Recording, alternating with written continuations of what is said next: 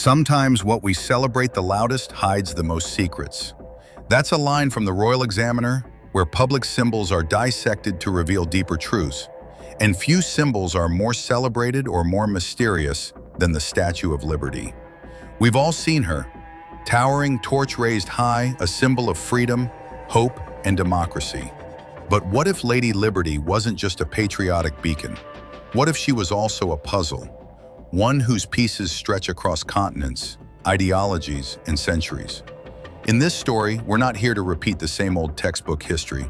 We're here to explore what's beneath the copper skin, stories that textbooks often leave out.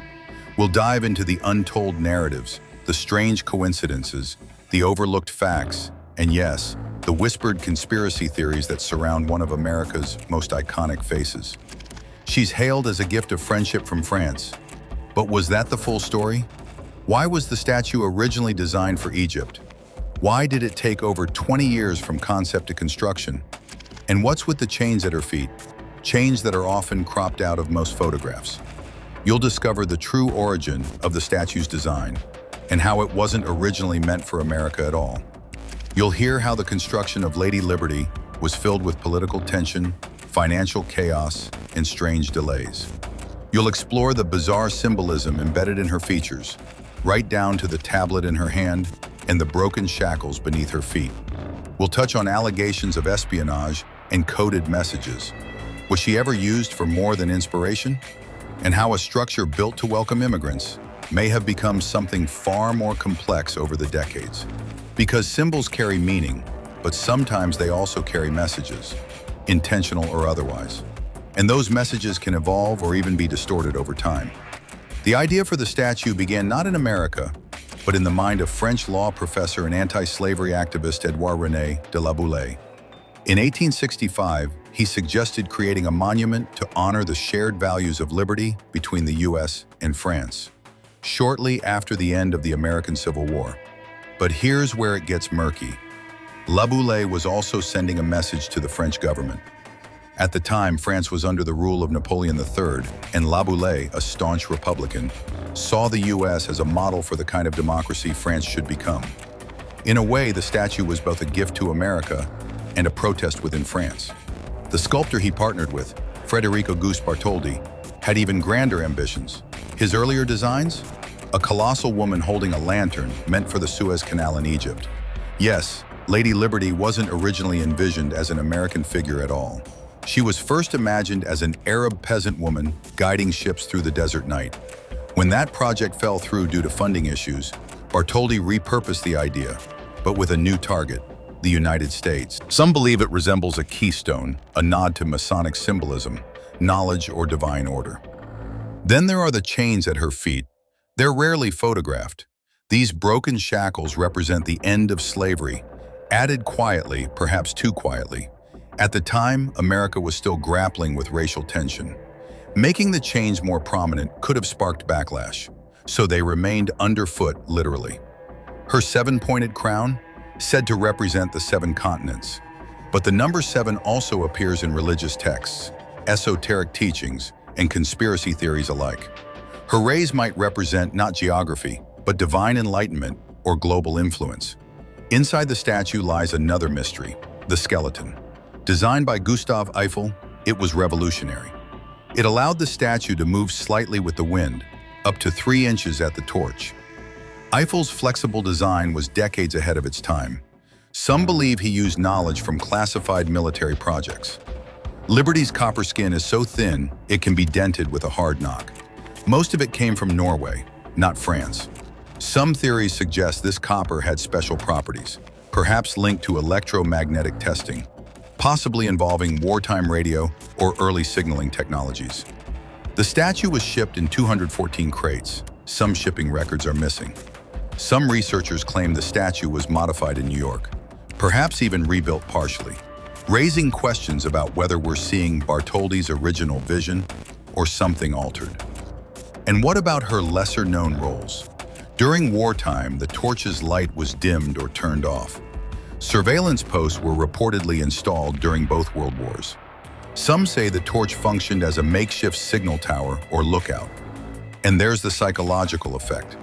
For millions of immigrants, Lady Liberty was the first thing they saw. But was she just welcoming? Or was she part of a greater influence campaign, subtly shaping how newcomers should behave, think, and earn their place? In pop culture, Liberty has been decapitated, drowned, frozen, and shattered.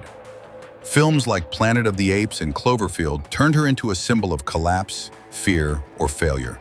Artists have depicted her in gas masks, bound in chains, or holding protest signs. Each version shifts her meaning. Even in video games, Liberty is destroyed, defended, or hacked. In virtual worlds, she's not a monument, she's a mission, a metaphor, a moral test. And yet through it all, she stands. Or does she? In the 1980s, engineers realized the statue was crumbling. Restoration began. Most of Eiffel's support structure had to be replaced. Some argue that so much was rebuilt, it's no longer the original statue, just a replica on the same pedestal. Sensors now monitor the statue 24/7. Drones, seismic readers, and cameras track every vibration. Panic buttons may exist inside the base. Alarms no one sees. Technology no one discusses. And the torch? Sealed, gold-coated, and Bartholdi arrived in the U.S. in 1871, not long after the Civil War. The country was still healing, and national identity was in flux. Seeing an opportunity, he proposed the statue as a celebration of liberty and freedom, unifying themes for a divided nation. But critics have pointed out something strange. The statue's features weren't exactly rooted in American iconography. Her face, it's believed, was modeled after Bartholdi's own mother. Her robes resemble Roman goddesses like Libertas, not American figures. Even the rays of her crown symbolize the 7 continents. But why 7? And why then? The answer lies in something the royal examiner might call diplomatic duality. To the French, she was a message about freedom from monarchy. To Americans, she was a symbol of unity and welcome. But in both countries, she helped fuel political agendas while hiding them in plain sight. The statue wasn't built all at once. It was assembled piece by piece, literally and financially. France agreed to pay for the statue itself, while the US would fund the pedestal. But fundraising turned out to be a nightmare. Public interest in the project was lukewarm at best. Major donations didn't come in. It wasn't until Joseph Pulitzer launched a newspaper campaign that money started pouring in. He offered to publish the names of every single donor, no matter how small. The public gave nickels, dimes, even pennies. Over 120,000 people donated, most of them working-class Americans. Meanwhile, Bartholdi and French engineer Gustave Eiffel, yes, that Eiffel, oversaw the statue's construction in Paris. The structure was a marvel, 300 pieces of copper fitted over an iron framework. Once completed, the statue was shipped to the US in over 200 crates. It arrived in New York in 1885, but the pedestal wasn't ready. For nearly a year, Lady Liberty sat in pieces on Bedloe's Island. Finally, on October 28, 1886, the Statue of Liberty was unveiled. President Grover Cleveland accepted the gift. Fireworks lit up the sky, speeches celebrated freedom. But many still didn't fully understand what she truly represented. We all recognize Lady Liberty's torch and robe, but what do they really mean? The torch is supposed to symbolize enlightenment, but similar torch-bearing women existed in Roman mythology. Bartholdi wasn't inventing new symbolism. He was adapting old imperial icons. More intriguing is how the torch's design changed. The original torch had glass panes and leaked. After an explosion in 1916, it was replaced. Since then, the torch has been covered in gold leaf and is no longer accessible to the public. Some theories persist. It was used for surveillance or even coded wartime signals. Nothing official confirms this, but restricted access only adds to the mystery. The tablet she holds bears the date July 4th, 1776. Simple, right? But it's not just a date. It's carved on a Roman tabula ansata, symbolizing law. Visitors can't go up there anymore. Why not? Officially, safety. Unofficially, perhaps something more. She's rarely cleaned. Her green color protects her. Touching the statue too much could damage her, so she's maintained silently, in secret. And deep inside, there are stairs and passageways no visitor ever climbs. Spaces lost, locked, forgotten. or maybe hidden on purpose. The truth is, Lady Liberty is no longer just a statue. She's a code, a symbol constantly rewritten by artists, by governments, by those who believe in freedom, and those who only say they do. She is what we want her to be: a light, a mirror, a mystery. And that's the story of Lady Liberty, the icon that everyone knows, but few truly understand.